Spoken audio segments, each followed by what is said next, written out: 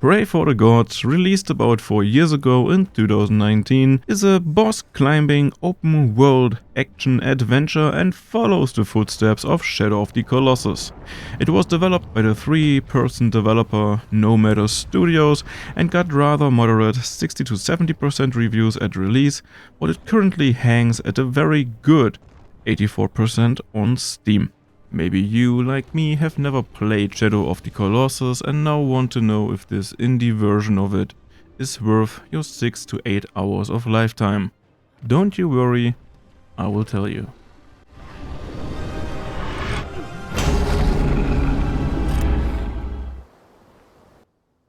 We play a nameless heroine who washes up on the shores of a dying icy island and quickly discovers that not only the freezing cold threatens her life, but also the inhabitants in the form of annoying ghosts, undead remains of those who went here before, and gigantic creatures that make the various zones of the island unsafe.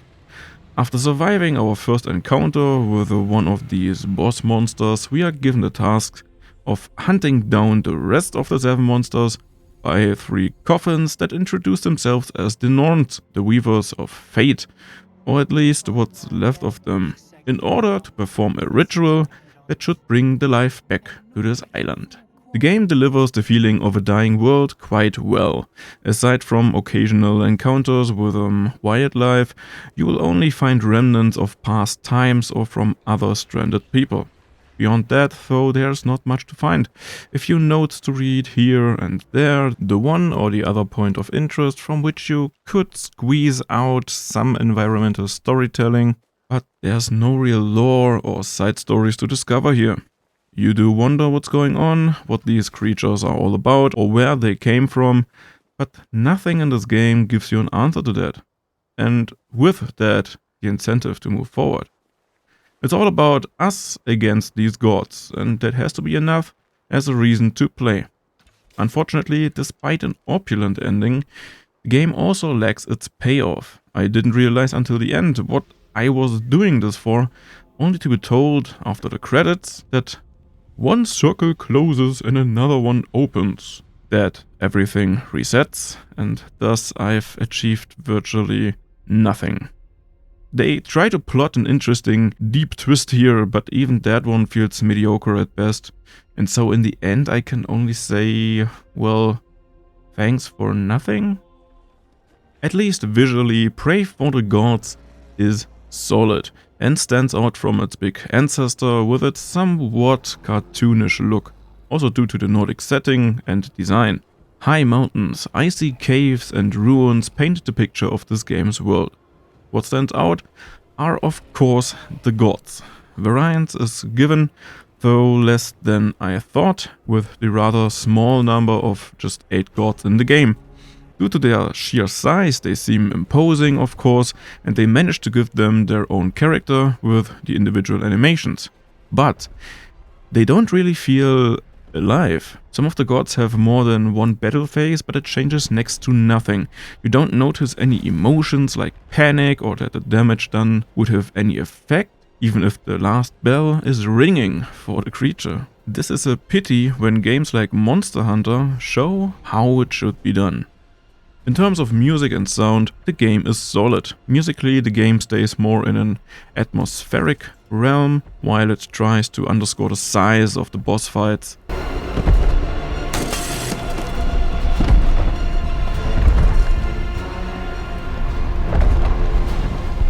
But unfortunately, it doesn't manage to emphasize their different characteristics. Each track sounds grand and epic, but could be replaced arbitrarily with another one, and it would hardly have any influence on the overall impression of the fights. I really would have hoped for more here.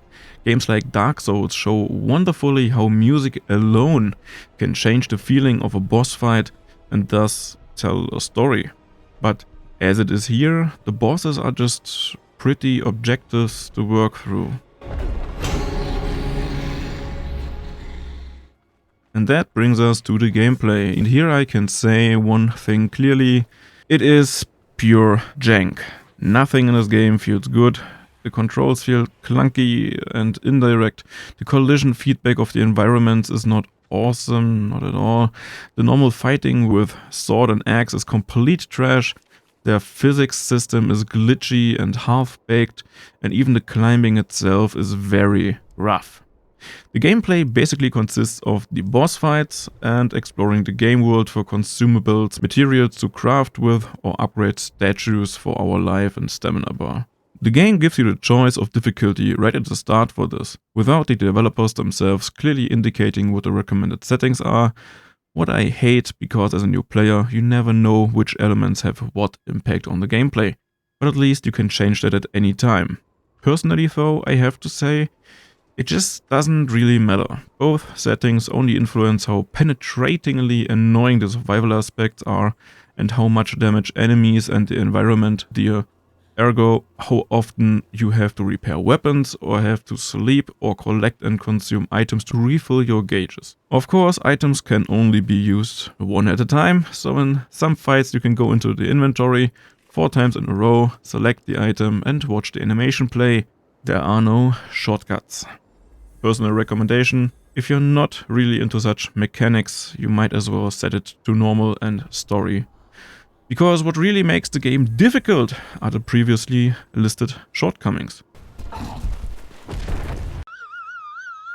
You usually don't die because a boss is actively doing damage, but because the physics are messed up and you fall down somewhere, drown in water, or get knocked over by the strange collision mechanics, and then the boss gets to hit you. Once you get a feel for the stamina system, the game is no longer a challenge. The only goal besides defeating the bosses is at best to upgrade our own stamina or to improve our equipment with gathered materials. Besides just crafting new stuff, you can also kill mini-bosses for special items, but that very quickly wasn't worth the nerves and time it took to extra run around and gather things to then repair your weapons or make new arrows with. Not even to mention their absurd hitboxes and that moving around the areas isn't exactly exciting. Another problem is that most of our equipment doesn't matter for the boss fights, because it's all about getting on top of them and ringing those bells. This is done 3 times per bell, interrupted by hold on quick time events, and that several times per boss, where you always have to find the different bells first. This is quite nice and varied at first, because you always have to figure out how to get up to the bosses and to the bells. But then it gets boring very quickly. Get to a bell, make sure you don't get thrown off, use the bell, hold on, use the bell, hold on, use the bell again, hold on, and then climb to the next bell. Repeat.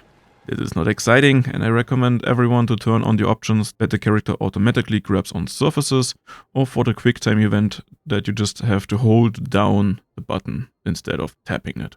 I can't tell you how many times this saved my ass when the physics in the game just didn't work.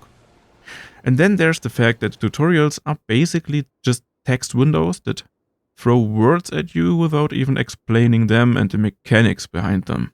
I mean, the game is not complicated and you understand most of it quite fast by just trying around and reading notes, but this is again something that was implemented mediocre to bad. And that is essentially the big core issue. Praey for the Gods is actually a game with potential, but the 3 developers seem to have overestimated themselves to such an extent that in the end the game largely just feels bad. It's hard to put something like this into words, but if you play it yourself, you will understand what I mean very quick.